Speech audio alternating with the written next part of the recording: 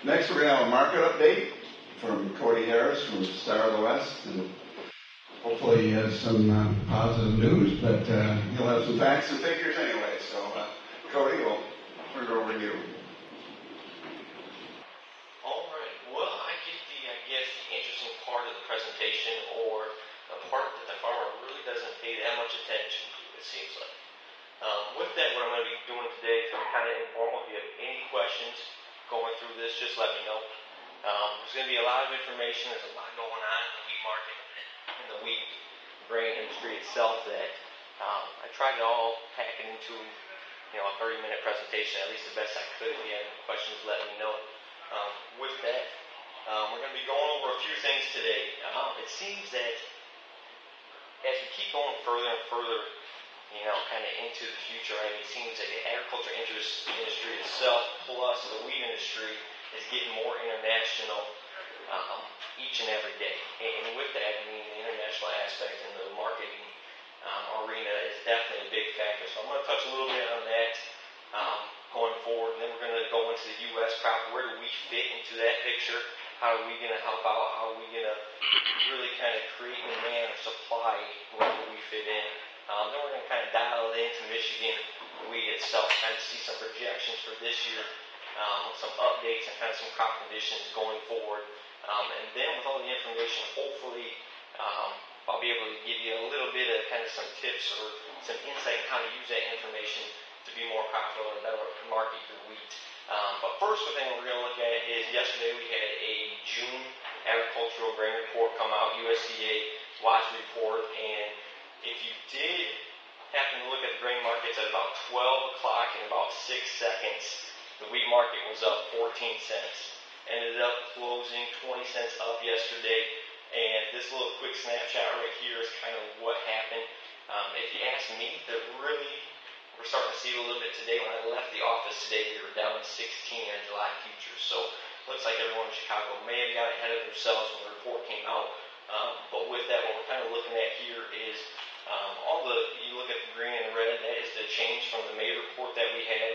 Looking at the wheat, especially, what we're looking at is the ending stocks for last year's crop, 17-18. They added right around 10 million bushels to that estimate, but then they looked at the 18-19 crop, which we just started the 18 marketing year on June 1st. We looked at that, and they actually reduced that by 9 million bushel, but they also increased the production by 6 million bushel. And you're kind of saying, where does that play into effect? And we'll get into it here in a second. But looking at that, that's kind of what Chicago was looking at, a quick snapshot in the wheat industry. If you're looking at the world stocks, 266 metric tons for predicted for a carry-out for this year. That's a lot of wheat. That's a lot of wheat. They increased it 1.83 million metric tons. So there's a lot of wheat sitting around, a lot of wheat that we need to kind of chew through. And with these next kind of slides that I'm going through, we might see some changes that actually go in our direction that better help us market our grain. Just kind of like what I was saying right there, we're looking at U.S. winter wheat production is slightly negative. World ending stocks are above expectations. Still remains quite a bit of uncertainty with our crop. We're just getting started harvesting down south. We're looking at probably after 4th of July harvest for up here from what I'm hearing. But then kind of look international, have some struggles in Russia, European Union, and also Australia seeing some dryness. That's also having a concern and impact in the market.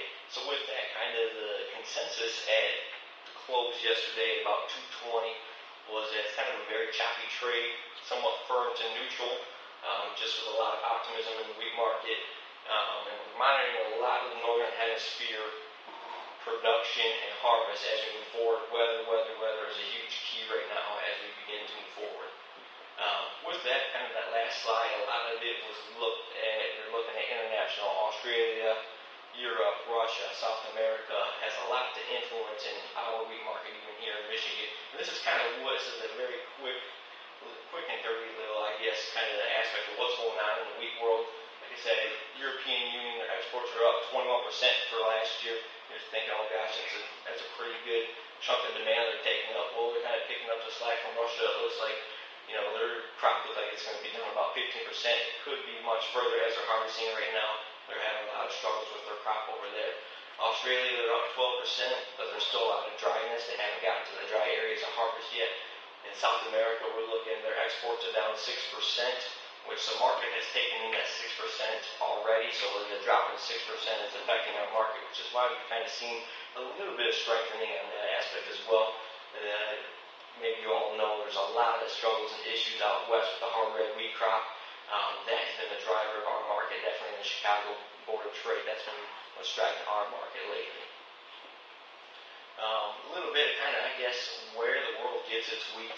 I like showing this, just kind of see kind of where we kind of rank in the world when it comes to wheat. China produces 17.2% of the wheat, followed by the European Union, India, Russia, and the United States were in fifth. We produce about 4.5% of the world's wheat, according to the USDA. And kind of think about it, when I first got to the wheat industry, I thought we had a little bigger chunk than that, but moving forward, you kind of see where we kind of fall in the whole picture in itself. And then who eats this wheat? We're looking at it again. European Union eats 17% of that wheat, followed by China at 15.4, India 13.2, Russia 5.8, United States at 4.1. In that last slide, if you look at it right here, United States 4.5% of the world's producing wheat. That's what we produce, and we consume 4.1.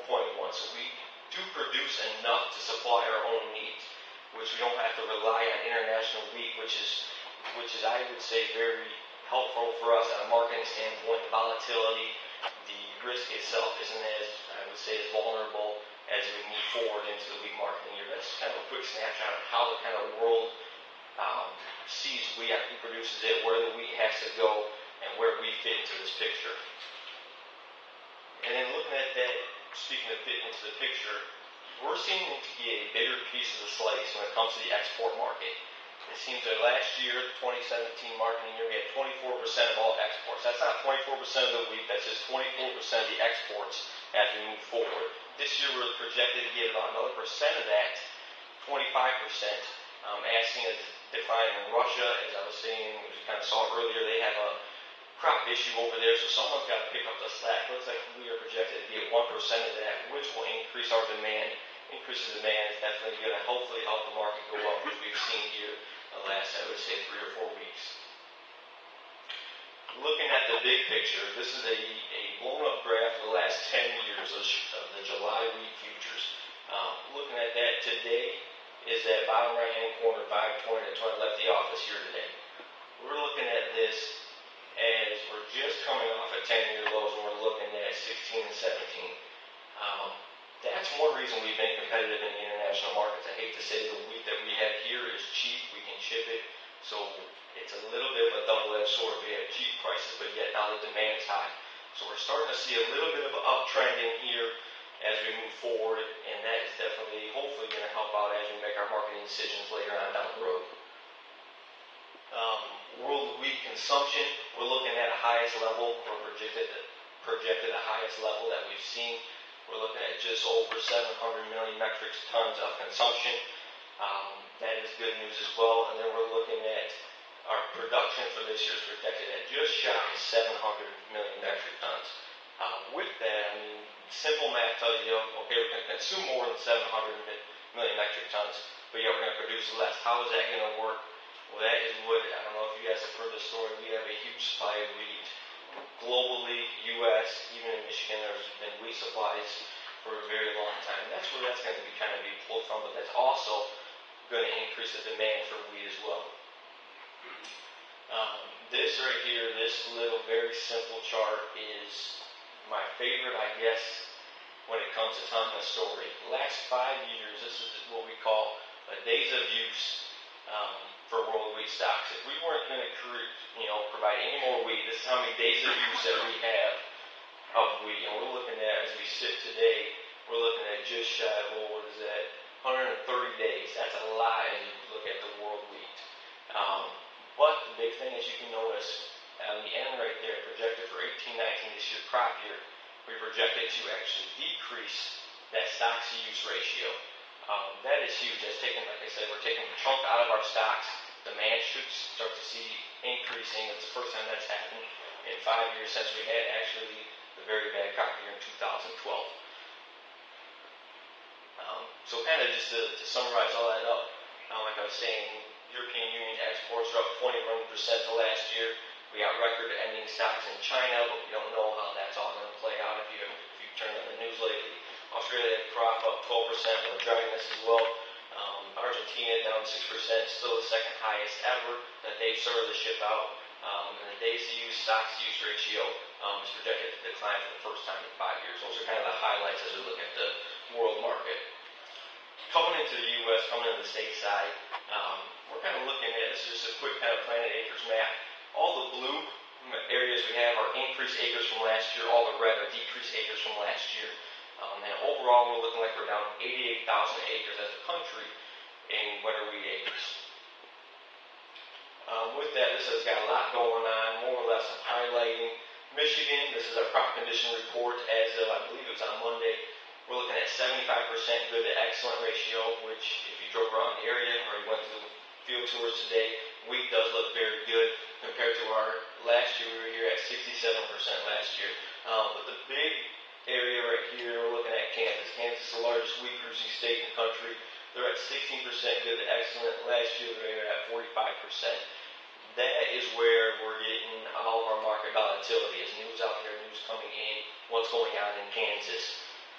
And with that, we're just kind of looking. Everything else seems to be pretty status quo. You might have a little bit down from years past, but overall, main focus right now is in the U.S., I guess, is Kansas. They're in trouble, but Michigan, as we look right now, we have a very good standing for our crop conditions.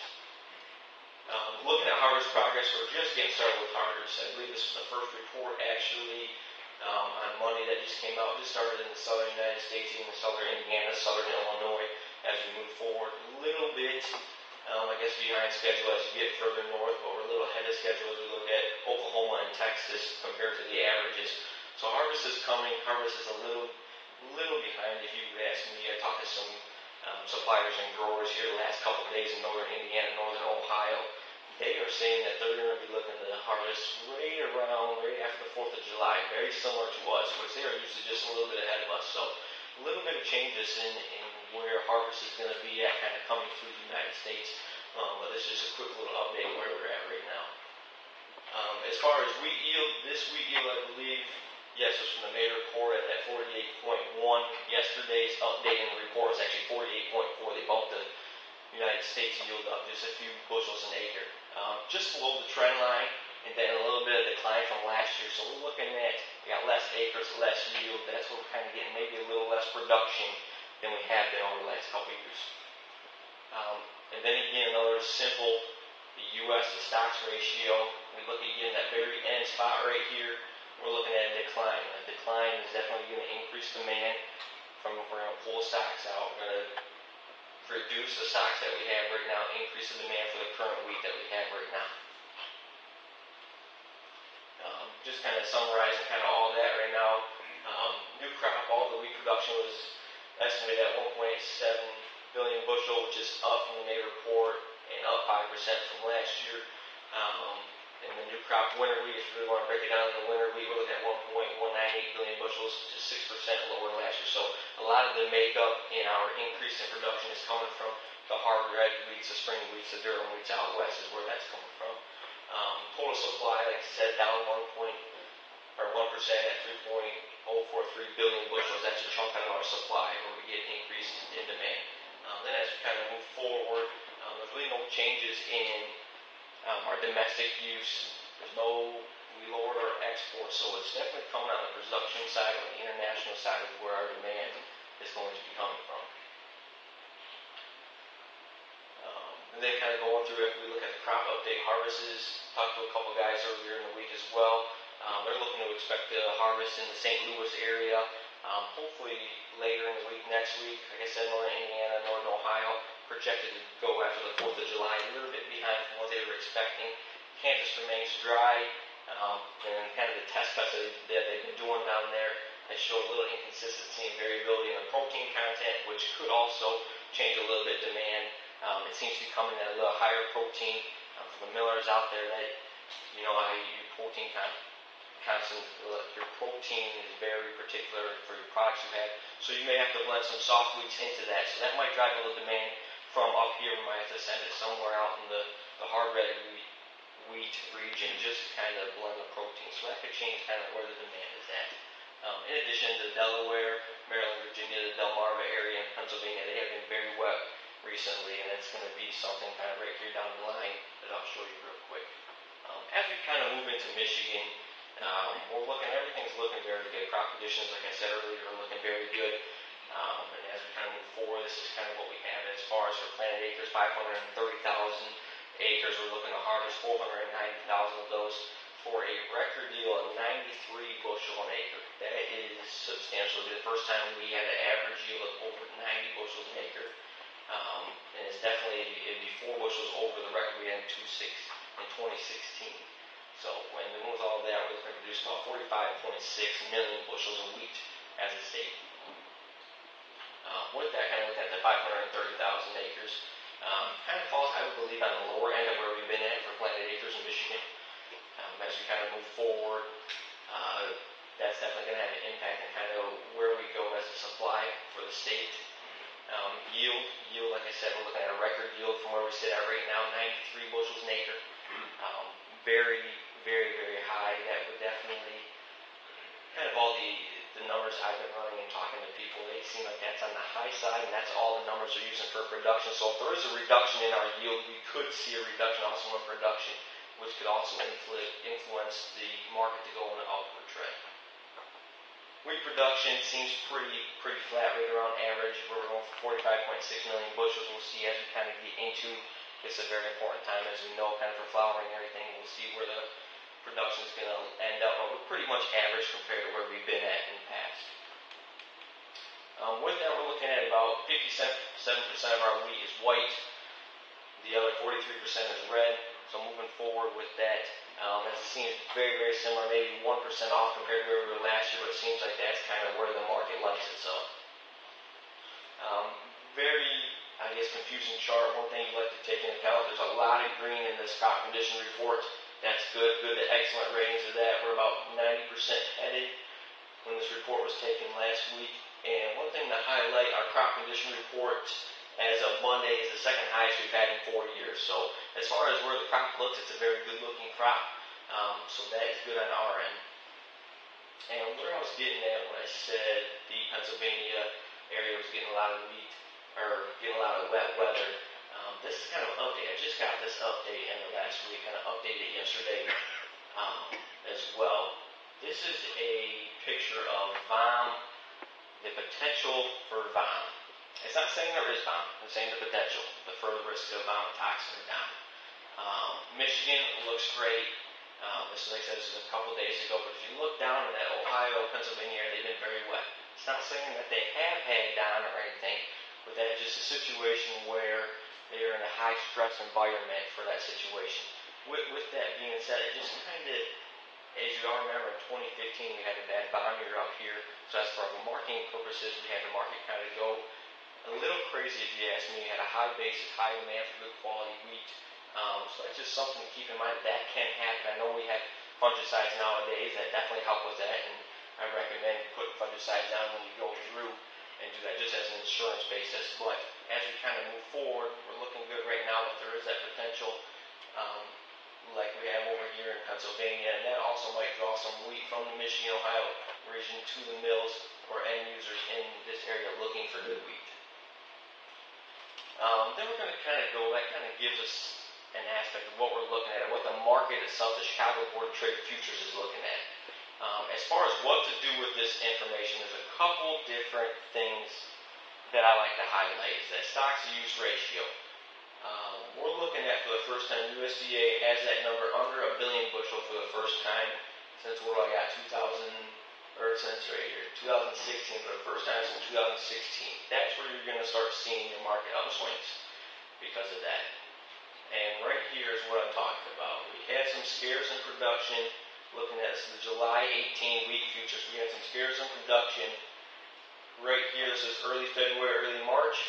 That's when Kansas got riddled with hot, dry weather, started stressing out the wheat crop. And then in addition, when we had our Kansas wheat tours, got the information that yes, there is some damage as well. But with that information, with that uncertainty comes opportunities. We have opportunities to price our wheat in these upswings. Last year, July, first week of July, Same thing, started harvesting red wheat out in Kansas, hard red wheat. They had an issue, spiked up to over $6 futures. We could have contracted 2018 wheat at this price. So with that, we're not trying to hit that peak right here. But to stay in tune and get that top 25% is definitely the goal, definitely attainable, as long as we kind of pay attention to the market, as long as we contact our marketing advisors and just stay in touch with what's going on, and definitely take advantage of those upswings when we can. So with that, there's two sayings that kind of go around in our office. Markets can remain irrational longer than you can remain solid, which is very, very true if you ever try to pay attention to the markets. And then one of our wonderful gals in the office loves to say the market is the market, and I use that more than anything, it seems like. No matter what the information is telling you, demand, supply, world issues, anywhere, the market's going to do what the market's going to do. No matter what direction it seems like it could go, it could flip around and go the other way just as quick. So with that, I always recommend when I'm talking to my growers, is to create a plan. Now, everybody, when creating a plan, is different. Every grower is a different size. Everyone has different needs, different wants, different everything. So that's why you kind of talk to your marketing advisor on kind of what you want. This is kind of just a simple outline of what the plan should start to look like as we go to market our grain. Determining a starting point or a break even. Go through and kind of look at, okay, I have this many acres. It costs this much right here for application seed, blah, blah, blah. Pick a break even and just kind of stick it. Okay, now if I make this much more in my break even, I'm looking at this price right here. Put an order in. Don't be afraid to market your grain when it gets to that point. So when we're looking at that, and that's one thing, is take advantage of when it gets there. If it does hit that price that you're looking for, okay, you can't really be, I guess, mad at yourself if it goes higher. If that's the lowest price you got, then well, the rest of your crop should be priced on a high price you as well. If that is the highest price you get, that was a great decision that you made, and you should have done more of it, but at least you got a little bit done. And my biggest thing too is reduce risk. Don't put all your eggs in one basket as we move forward.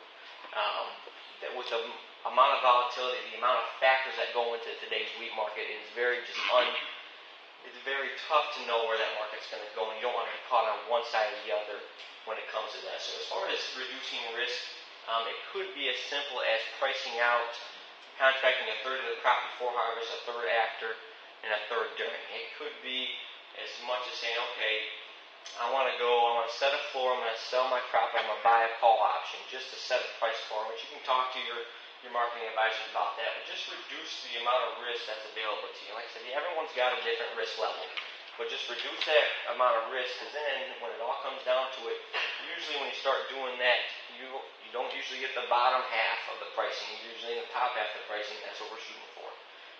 And then stay actively involved. You can call your marketing agent, know kind of what's going on in the wheat market. That'll help you be more in tune to making decisions as we go forward, kind of knowing what's going on, knowing where the wheat levels are at. And then as we can do that, we can start making decisions as we move down the road. Then kind of summarizing that up, if you have not priced much of the 2018 crop, this year's crop, I kind of suggest, recently the July futures said in the closing bids have been trading between 491 and 543. We were at about 520 when I left the office today. If you kind of maybe contract or price some in that higher range, just to get started, get you on the board, that wouldn't be such a bad start, kind of looking at where the market's at today. And then kind of everything we've been talking about, there's clearly a cushion in U.S. and world stocks at the moment, and then if we're really paying attention to right now, northern hemisphere harvest and weather. That's kind of where the market's looking at right now. Global wheat conditions and production is where the U.S. demand is going to be coming from. Like we said, we produce enough wheat to settle our supply, handle our own demand. So all the extra demand is going to come internationally. It's going to come from Russia. It's going to come from the European Union, Australia, kind of to see where that market goes. And then we're kind of looking at it. Acreage and stocks report that comes out June 29th. That's the quarterly report. Corn and soybeans is usually the highlight there, but probably as we're looking at, we're going to be right before harvest here. That's going to definitely be in the mix too, and try to follow or buy trend with one of the other two crops. And then, like I said earlier, we got weather, and then other unknowns. If you ever turn on the TV lately, you don't know what's going to happen right now with NAFTA and tariffs. Even a tweet right now has the effect to move the market one way or another, and even a headline. So that just kind of, there's a lot of unknowns, which is where the risk, limiting the risk, is definitely beneficial in today's market. But with that uncertainty, it creates opportunities like I showed in that graph, those price spikes, to take advantage of it, market some grain, and move forward, hopefully be profitable this year. And I just wanted to say thank you. That's kind of a disclaimer that that's all the research that I did, but the market is the market. Any questions?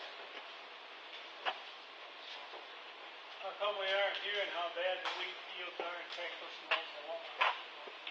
How come we aren't hearing how bad the wheat yields are in Texas, Oklahoma?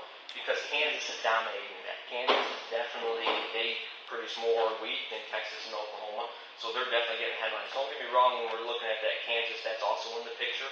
They're just not getting the headline. That is definitely a factor in that aspect as well. They just don't grow as much wheat as Kansas isn't getting the attention.